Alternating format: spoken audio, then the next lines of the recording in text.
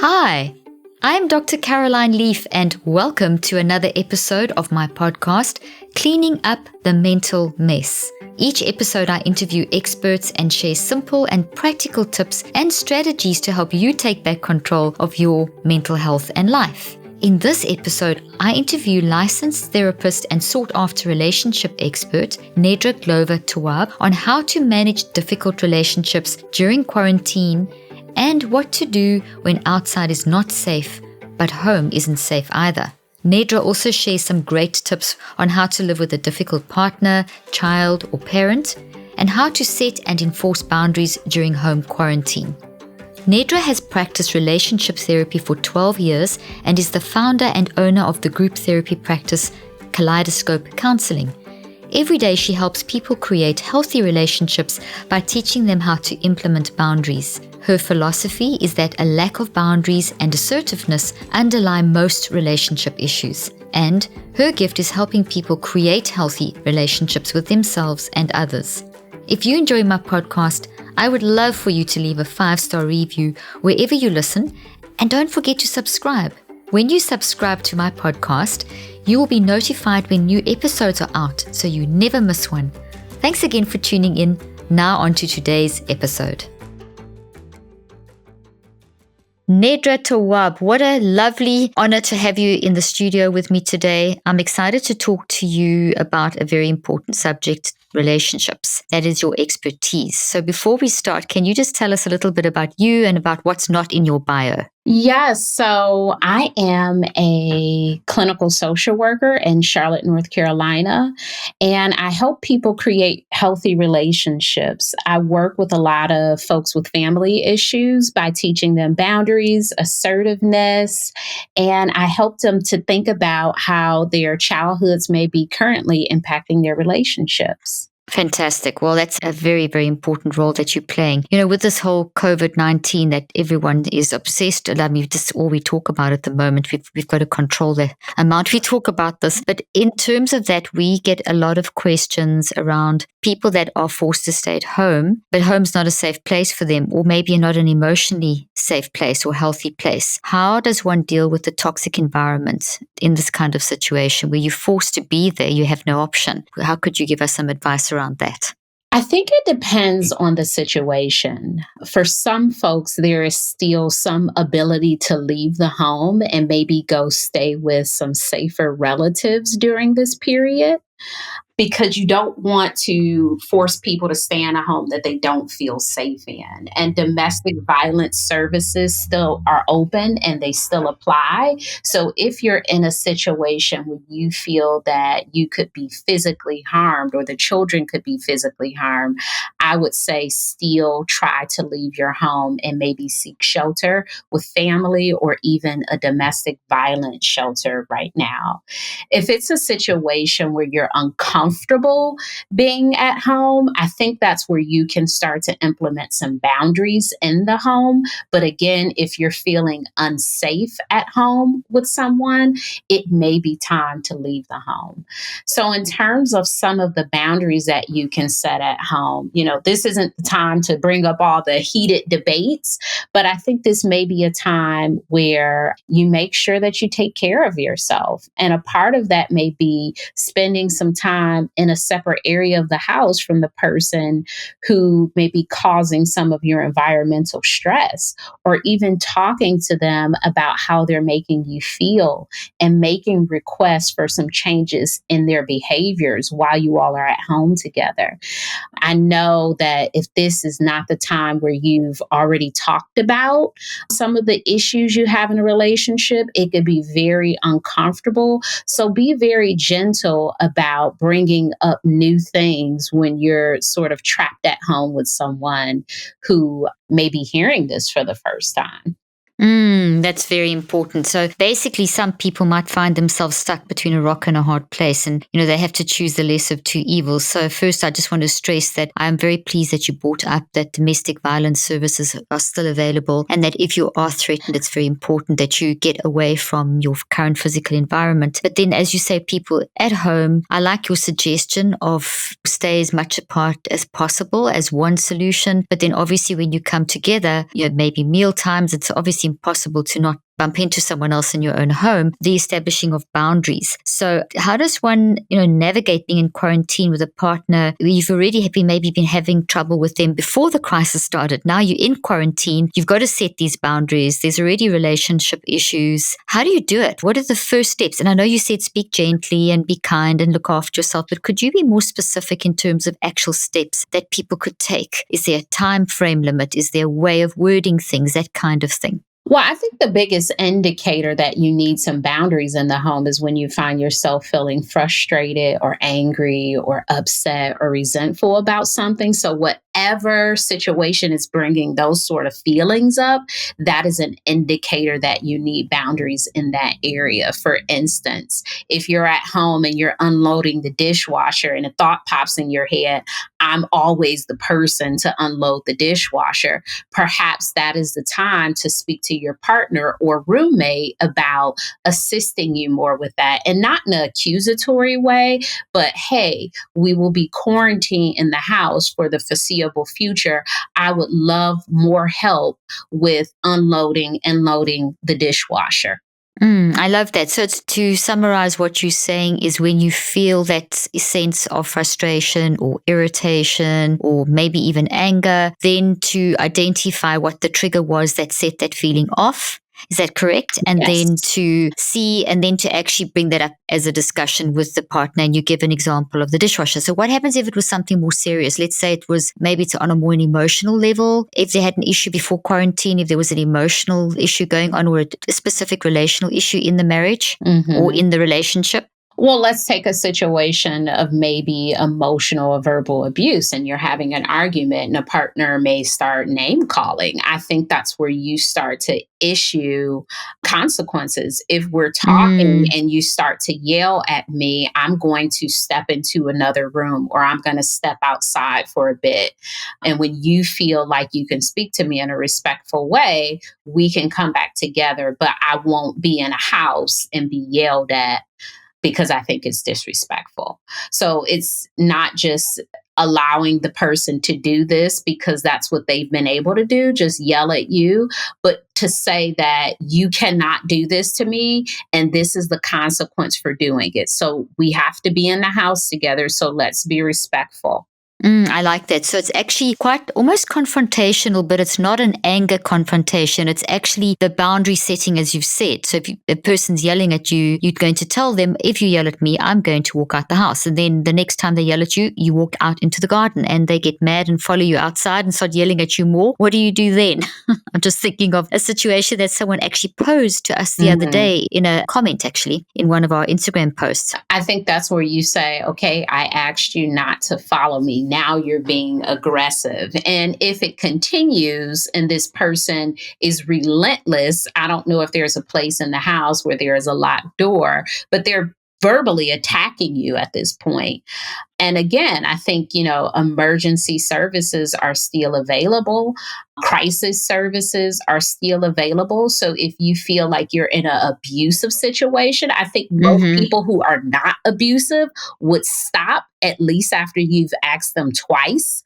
But if it's a situation where someone is relentless, I think that it would be okay for you to say, okay, this is a situation that's out of my hands, and this may be more than I can handle in terms of being quarantined with this person or even this interaction. What can I do to take myself out of this space? Whether it's going to, go in another room and locking the door, going to sit in the car for a bit, asking the other person to do that. If it continues to escalate, emergency services are still available. But in most cases, if a person is not abusive, they would more than likely listen to you continuing to request the same thing. And I will also say that that's very good. Yeah, I will also say that during this time, what I mentioned earlier, you don't want to bring up those deep issues and start fights. That's good. So you don't want to say, hey, I've been meaning to talk to you about this thing and it's going to cause this big blow up. Let's save that to after, we have some freedom to move about in the world. I don't think you want to create a pressure. Yeah. Yeah. Yeah, that's very good advice. This is not, I want to stress what you said, Nedra. That's so good. This is not the time to bring up those very, very deep things that need to be addressed, because maybe you don't have somewhere that you can just get away. You can't maybe just get in your car and drive to a friend for the night or something. So it's good to rather just keep things as neutral as possible and save those. You've got time to think now. So it's maybe a good time to journal, maybe, Nedra. What would you say about that? If there is something that you really want to deal with, instead of maybe talking about it now, unless you feel you can do it safely, is maybe to start journaling about that and wait until the isolation, the quarantine has been lifted and it is easier to move around. I think that's very good advice. So what do you think about journaling maybe, or kind of planning? Because sometimes, people have got time to think now, and it can, things can boil because you're seeing that person every day and they may be doing things that are triggering you. And how does one navigate that? Yeah, but it goes back to the things that are triggers are indicators, again, that there are some boundaries that need to be put in place. And I think as people are at home, having to maybe homeschool and work from home and, like having all of these multiple things to do, and you notice yourself being frustrated and triggered, perhaps that is the time to ask for something from someone instead of saying like, oh my gosh, I'm really annoyed by this person. What do you need? Identify your need, make a request, and see if they're able to fulfill that, instead of just sitting with the frustration and assuming that the person won't be able to help you or that they would be unwilling to help you.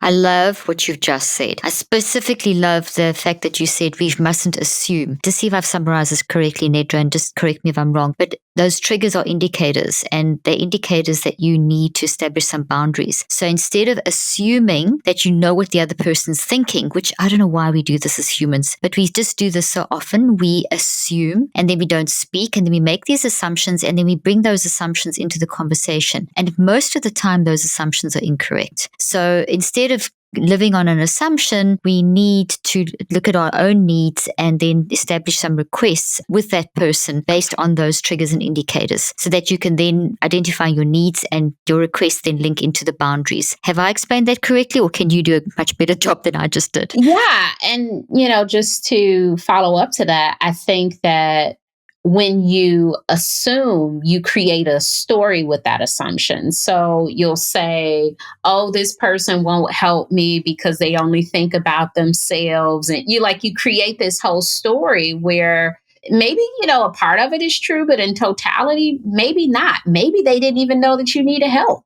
Maybe they thought that you really like to cook all the meals because you do it. Maybe they thought that you enjoyed taking over the homeschooling process. Like, how do they know that you want help or you need help? Now, I think most humans would say, well, they should just know. And that is not true. Most people don't just know. It's not common sense. Anything that someone is not doing for us is space for us to ask them, can you help me with? Will you do blank? If someone isn't doing something, don't assume that they know that they should be doing it and they just aren't doing it. That's excellent. Excellent advice. Don't just make assumptions. Don't just assume people know what you need and then get all upset when you don't get your need met. This is the space to ask for help. Very good. That's excellent. Now, it's vital to do everything you can to boost your immune system. One way is through proper hydration. I'm sure you didn't think of that. One of the most effective ways to stay hydrated is with Liquid IV, my favorite electrolyte supplement. Liquid IV comes in a variety of flavors. My favorite is the lemon lime. Liquid IV can provide the same hydration as drinking 2 to 3 bottles of water. Contains 5 essential vitamins, more vitamin C than an orange, and as much potassium as a banana. It's healthier than traditional sugary sports drinks, no artificial flavors or preservatives, and has less sugar than an apple. And it's non-GMO, vegan, and free of gluten, dairy, and soy. Clean ingredients. Get 25% off when you go to liquidiv.com and use code Dr. Leaf at checkout. That's 25% off anything you order on Liquid IV's website. Just go to liquidiv.com and enter the promo code Dr. Leaf to save 25% and get a better hydration. That's liquidivy.com, promo code Dr. Leaf. Don't wait, start properly hydrating today. The link and offer details will also be in the show notes.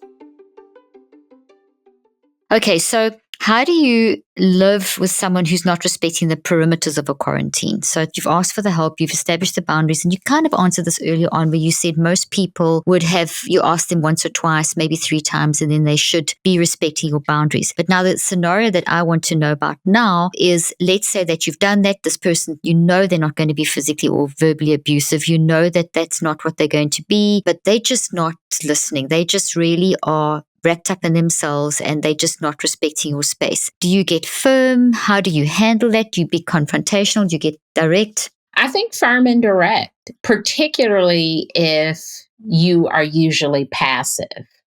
And firm and direct is not aggressive. It's not where you yell and scream and you demand.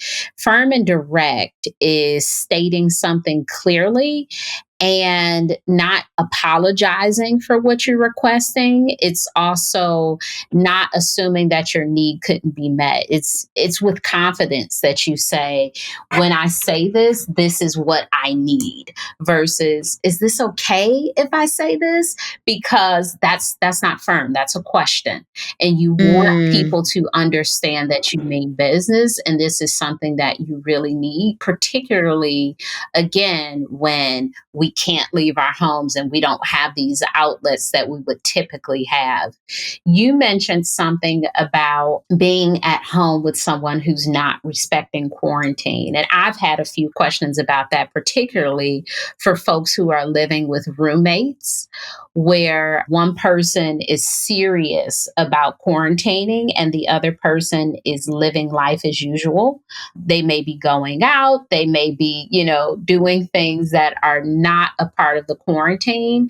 And in that case, I think some of the boundaries that you could have for yourself is to self quarantine in an area of your house that feels safe to you and set a boundary for that person to not enter that space because you're not sure about their whereabouts and what they're doing. I think it's very important that you maintain your safety because you can't control how other people are quarantining. Well, that's the thing. So you may have someone in your home that's doing that. So can one be very direct with them and tell them that if you're going to go out when you're not supposed to, when you walk in the door, I'm going to spray Lysol all over you. I mean, literally, you're not going to wear your gloves and your mask going out. Or can one say, listen, here are your gloves, here are your mask as they go out the front door, put them on. They may not. What do you do when people are really just not going to do it? Yeah, I think we can't control people. And if you know there's someone who's not doing that and you are, I think you can say, well, I will, be in my bedroom and I would appreciate if you don't come in my bedroom because what I will do to protect myself, my self boundary, I will come to the kitchen, I will get my stuff, and then I will go to a space that is safe because I know that you are not maybe washing your hands when you're doing certain things or wearing a mask when you're out. But we certainly can request that people do that, but we cannot force them to do that.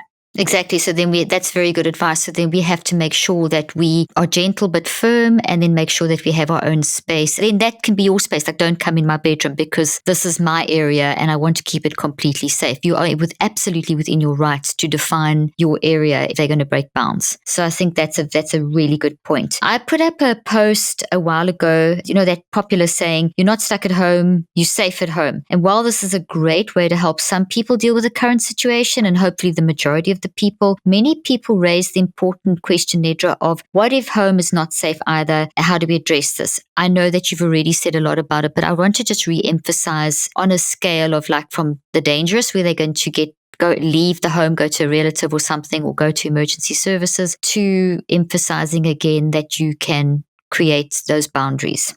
Yes, you can continue to utilize those emergency services or even family members or friends who you feel might be safe even while quarantined, particularly at this point in most places. We've been quarantined for, 4 weeks now. So if you have a friend who has been, quarantined for 4 weeks, it may be safe to go to that person's house instead of being at home, or to go to a family member's house instead of being at home if they're open to that. And if not, again, yes, domestic violence services are still available. Hotlines are still open. The police and fire department, they are still available to assist in these situations, because what we know is in crisis, those sorts of services actually increase. So the essential workers there are working more, not less, during this time. Okay, fantastic. Thank you for re-emphasizing that. Okay, what if some people find themselves feeling extremely lonely and isolated? I know you get this question all the time. I do as well. Basically, being home alone is not safe for their mental health. What advice would you give someone in that situation?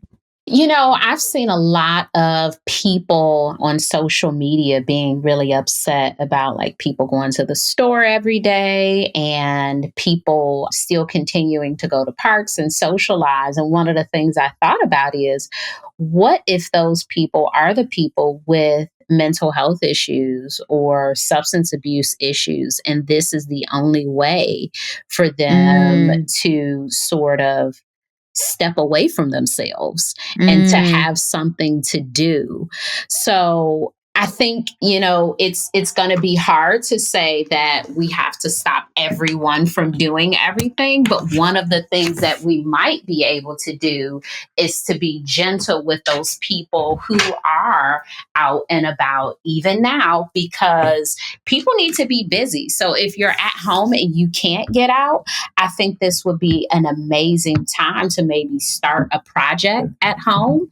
If you're a DIYer, maybe figuring out something that you could do or work on, finding a new skill. I know that I can't think of the name of the website, but they Skillshare, where you can watch classes and learn new skills. Also, YouTube. I say YouTube University.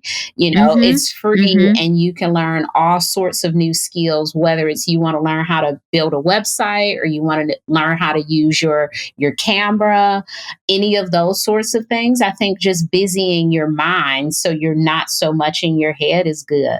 Picking up a book and reading is always good. Right now, for most people, my suggestion is novels. Do not, if you're typically I like self-help, and, a lot of people aren't in the space of self-improvement right now. So grabbing a novel and getting into someone else's story, I think it's a beautiful distraction. I agree with you. Yeah, I've been reading a ton of novels. I'm like, oh my gosh, where have these been? Oh yeah, you suddenly see the world so differently when you see a story. It just takes you to another level, doesn't it? It makes you feel more human, more connected. It's also so good for intelligence. So a lot of the research I do around mind brain, reading is critical. When I was practicing on the prescription for my patients, I would always say at the top of the prescription was like read, read, read, read, read. It was like one of the first things, build your brain, read. And reading novels is such a huge part of it. So glad that you mentioned that. Getting into another story is just a lovely way of just getting in touch with one's humanity again. So what advice would you give to moms or parents in general who find they're getting frustrated because they can't find some space and time for themselves? And you're a mom of two, and I know that you've got some great answers for this one. Well, one of the things that I have found helpful is waking up earlier than everyone in my house so I can still have a few moments to myself and welcome them instead of like waking up to them. That's a good one. So just getting up a little bit earlier and getting myself together and meditating, reading a bit. So I haven't had any time to myself. I have had those few moments at the very beginning of my day. Creating a schedule just so the kids know what's happening next, because if you don't tell them, they will ask you every 10 minutes, what's next? What are we about to do? Can we go do this? Is this next? Can I paint now? So if Oh they're gosh, yeah.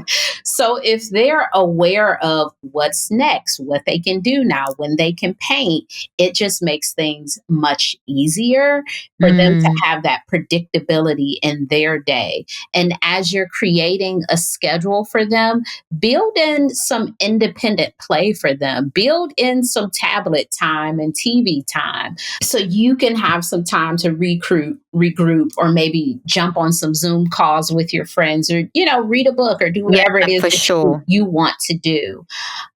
Don't stress yourself out trying to be a teacher. Right now, I'm sure many parents are Mm. realizing that, wow, we should really be paying our teachers more than we A lot do. more. Exactly. Essential services. Yes, wow. Can we get them some more money? Oh Because gosh, absolutely. Yeah, because it takes a certain level of patience and aptitude. And it's like, I can't do it with two. How is this teacher doing it with 20? I don't get it. All day, every day. I know, All it's day. crazy. And they're Yeah. so gentle and kind. And so Mm. we have to be gentle with ourselves because we're stepping into a new role. So we don't, you don't want to shame yourself for not being the best teacher when you aren't actually a teacher. It's like Exactly, exactly. you're not really a Oh, teacher. You're actually a therapist, and now you're having to teach your kid this stuff. So don't beat oh, yourself up too bad for not knowing how to do a job you weren't trained for. exactly. And they don't want you telling them when they've done something wrong either. If you don't know everything and they get mad at you or something like that, those are some of the comments that we've had. Don't beat yourself up about that. Don't beat yourself up about it right now, because we're all doing the best that we can. And it's important that parents let their kids know that Yes. they don't have all the answers. I know a few times I've said, "Oh, I don't even know how to do this math. Let me look at this Yeah. first," because I don't Yeah, I there don't you even go. know what the directions are saying here. I'm a bit confused. So let me read them a few times before I can even tell you what to do. And go to YouTube University. Yes, and go to YouTube University, or even send your Oh, teacher an email and say, "What is this saying?" Because I don't know. exactly. Yeah, that's great. That's really great advice. I like that. That's very helpful too. What about those that are feeling very hopeless and angry, frustrated, scared? What would you say to someone who's feeling like that? I think the 5 stages of grief, it's a very relevant concept right now, that we're all moving in and out of this, like, anger, frustration, resentment, depression, bargaining, like this. We're Yes, all yes. moving in and out of this, and we are feeling very hopeless. So it's not a linear process. And I think even when you're feeling like those moments of joy, you may in 10 minutes be overcome by fear. And you have to Mm, allow all of those things to happen, and not try not to stick with one too long. Their feelings, and mm, feelings pass through you. They don't have to sit for the entire day. And I think that this is a time where, depending on what we're triggered by, because I think, depending on the conversations you're having with other people, the information that you're allowing into your brain right now, it mm, can really get you in this tailspin of more hopelessness, more anger, more frustration, and more fear. You have to be very careful about what you're ingesting right now, because we don't know what's next, and we don't want to take in things that's constantly triggering all of these uncomfortable feelings. So you have to have some self boundaries around, the conversations you're having with other people, how much you're talking about COVID, what sort of news you're watching, how much you're watching the news. You have to start switching the topic when things become a little too much for you, and you start to notice that, you were feeling joy a minute ago, but now in this conversation you're starting to feel really sad because this person keeps talking about death. I think you have to switch the topic, or even say to people, "Hey, I can't talk about this right now. Let's talk about something else." I love that. That's a great answer. Fantastic. That's so good. But I like the concept of self boundaries, because this is something I teach so much on as well. be very aware of the impact that you are having on others and that others are having on you, and then do something about it. Don't just like slide into that and just go with the flow. If you don't like it and it's affecting you, move away from that person, stop the conversation, redirect the conversation, neutralize the conversation, that kind of thing. So that's really fantastic. This episode is made possible by my favorite bra company, Third Love. Why is this my favorite bra company? Third Love is hands down the most comfortable bra you'll own, with straps that won't slip and tagless labels, so no itching. I also love how Third Love makes finding the best fitting bra super fun and easy. To find your perfect fit, all you have to do is take their online Fit Finder quiz, answer a few simple questions, and Third Love will help you find styles that fit your body best. If you need extra assistance, Third Love's team of expert fit stylists are available to answer any of your questions over chat or email. Third Love knows there's a perfect bra for everyone. So right now, they are offering my listeners 15% off your first order. Go to thirdlove.com/drleaf now to find your perfect fitting bra and get 15% off your first purchase. That's thirdlove.com/drleaf for 15% off today. The link and offer details will also be in the show notes. I read one of your blogs. You've got some great blogs there, and I just picked this one about Harry and Meghan. And I like that because you spoke about boundaries in relationships. And this is kind of going away for a moment from COVID and what we're all going through and just relationships in general. So I'd love you to speak to a little bit about just how you were asked to comment on Harry and Meghan breaking away from the royal family. And you made some very interesting observations. Would you mind, Nedra, just talking a little bit about things? I found that very interesting and useful, the information in that particular blog. Yeah. So in that story, it was about creating the sort of life that you want and how the life that you want might be in direct conflict with the ideas of what your family may want for you. And how challenging that could be, because when you think about the royals, you're talking about like this legacy and this sort of dynasty and all of these rules and customs. And now you have Harry who is saying, I really want something different for myself. And I think on the level of people who are not royalty, those things may look like, hey, mom, maybe I don't want to get married, or being the first person in your family to get a divorce. And doing these things, it can be really challenging to your relationships with your family, just having the sort of life that makes you happy.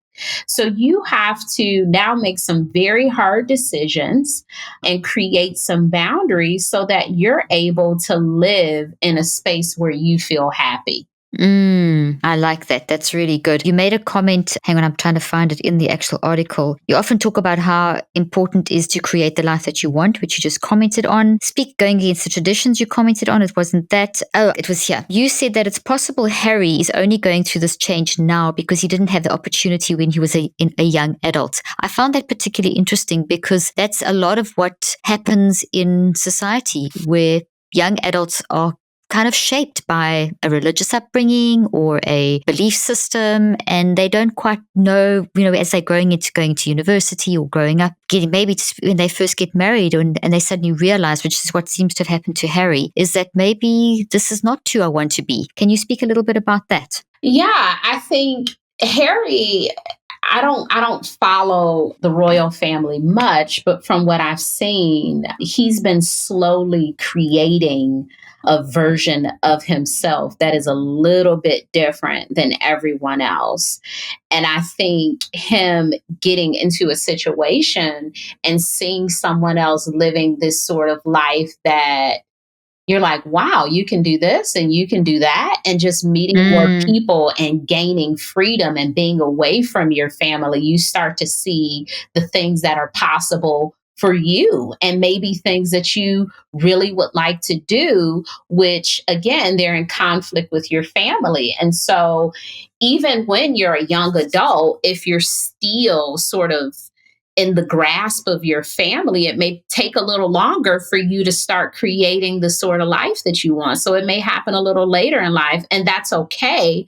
But it doesn't seem like he had the opportunity to maybe do that at 18, 19, or 20 because he's had this, kind of microscope on his life. And not until now, I'm sure, has he had the chance to kind of sit down. And especially when people get married, you have to think about what the other person wants as well. And that's a part of, being in a relationship and compromising, and your goals sort of shift if they weren't there in the first place. It just might be a little easier for you to execute these things you really wanted to do because now you have support.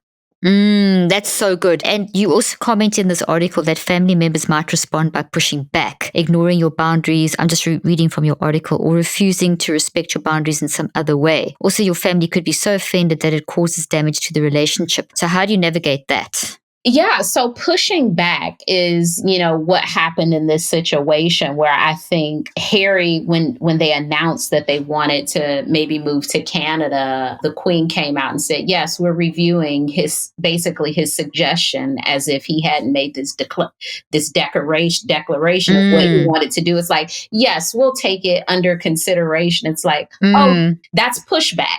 Because what he said was he is doing this. And it's like, oh, he's not really doing this. We'll talk to him and see if he'll do it.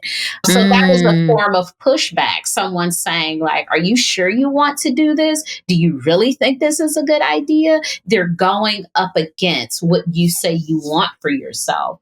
Or even, really upsetting some people. I think, not including people anymore in family situations because they've sort of set a boundary with you is a very clear way of saying that, we need to move away from you because you're not agreeing with what we want for you. And you need to stand up to that and be firm and loving and kind and all the boundary things we spoke about earlier. Yes.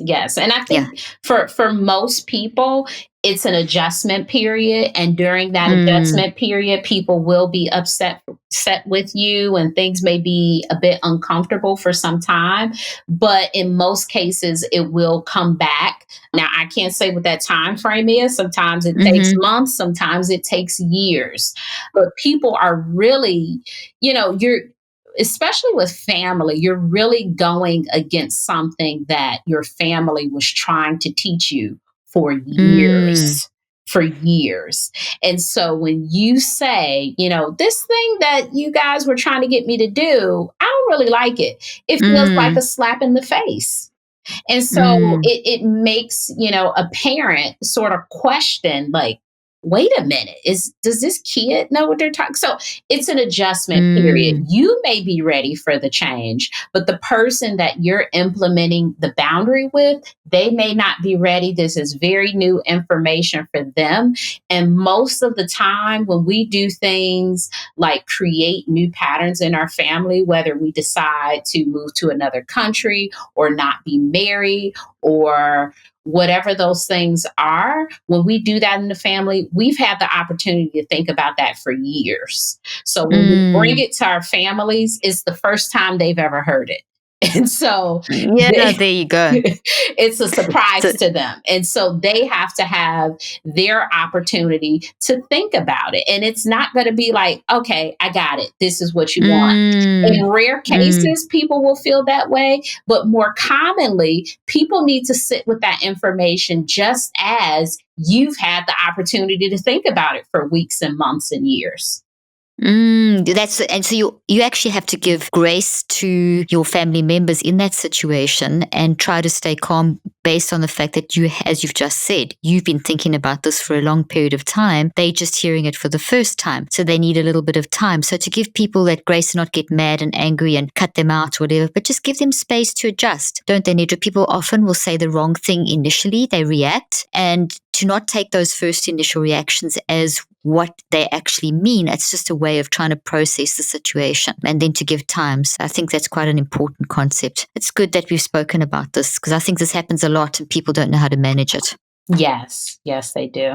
Well, Nedra, this has been fascinating. How can people find out more about you? And we can put all these links in the show notes that you're going to tell us now. Yes, so I am very active on Instagram, and my Instagram handle is at Nedra Tawwab. To find out more about me, you can visit my website, which is www.nedratawwab.com. And I'm sure you'll list all of that in your show notes. Yes, we will do. We'll put that all in the show notes. And just to end, thank you so much. Just to end off, is there anything that you are particularly, any kind of trend in the wellness, mental health, self-help movement that you are happy about, and anything that you're concerned about that's happening currently in today's climate?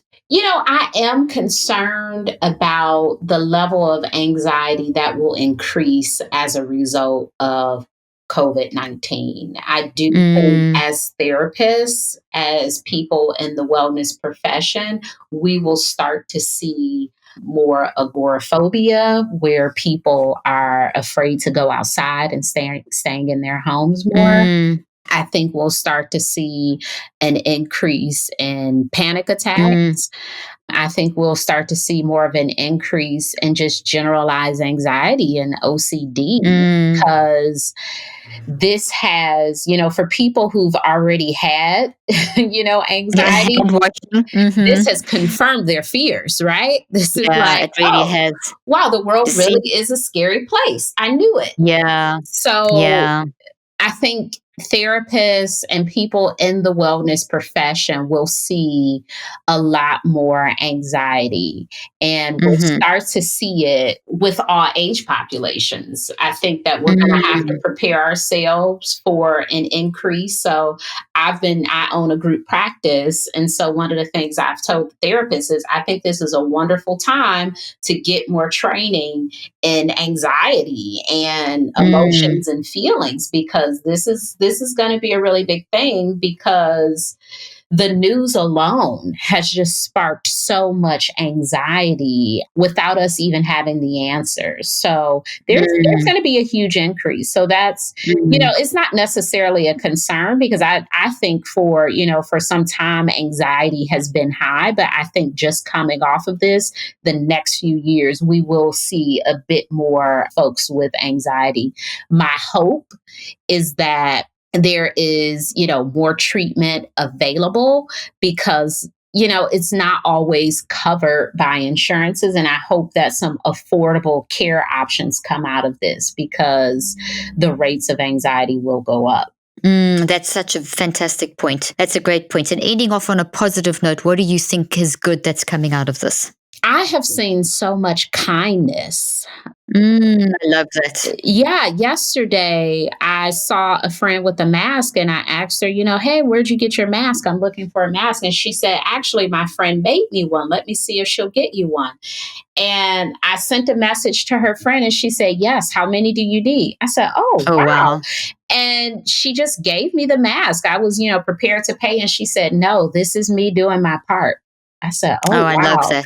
So I think the level of kindness that we're seeing, just people taking extra time to say thank you to grocery store clerks, people dropping off food to police officers, people going shopping for the elderly population. I think it's just been remarkable how kind we are being to each other right now.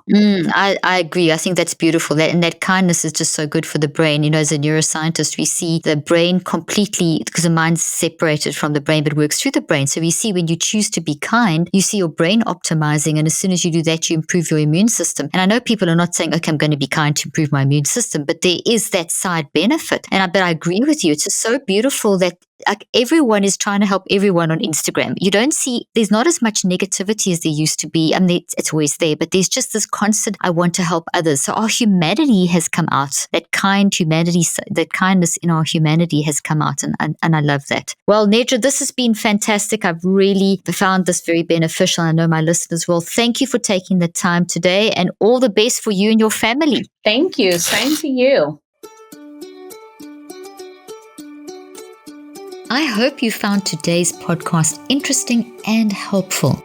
If you want more tips and help with managing anxiety, depression, and mental health, be sure to visit my website at drleaf.com and to sign up for my weekly newsletter, where I also include a schedule of my speaking events and so much more. And follow me on social media. I'm on Twitter, Facebook, and Instagram. Just look for Dr. Caroline Leaf. Also, I love seeing all your posts on social media about this podcast. I love seeing what resonates with you and what you've learned. So be sure to continue posting and tagging me and letting me know what you think and how these tips worked out for you. And don't forget, leave a review and keep spreading the word about this podcast. Thank you for joining me today. I really hope you learned something new and helpful. Till then, I'm Dr. Caroline Leaf.